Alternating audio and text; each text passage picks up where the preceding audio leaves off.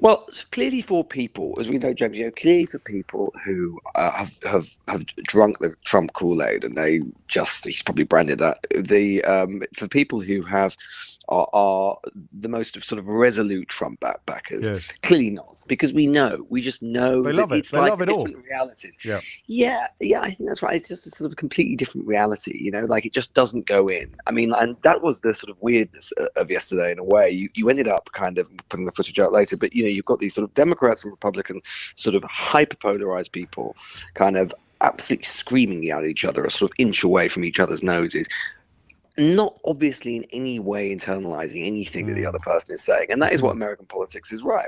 But in terms of whether the Puerto Rico stuff and the stuff at Madison Square Garden, whether it might have a slightly bigger impact on the relatively slender numbers of still undecided voters, Mm. I think yesterday was a reminder about some of the worst excesses of the sort of MAGA and Trump movement, right? You can hardly any eclipse that emerged from it when you're talking about the kind of racist sort of language or insults about political figures and so on. Anyone who was wavering around Trump, it might make some difference around the edges. And let's not forget as well, just on the Puerto Rico thing, which might seem a modest thing in it of itself, insulting Puerto Ricans. There are 1.1 million Puerto Ricans living in Florida. There are 500,000 living in Pennsylvania. And of course, in an election by such fine margins, that sort of stuff does matter.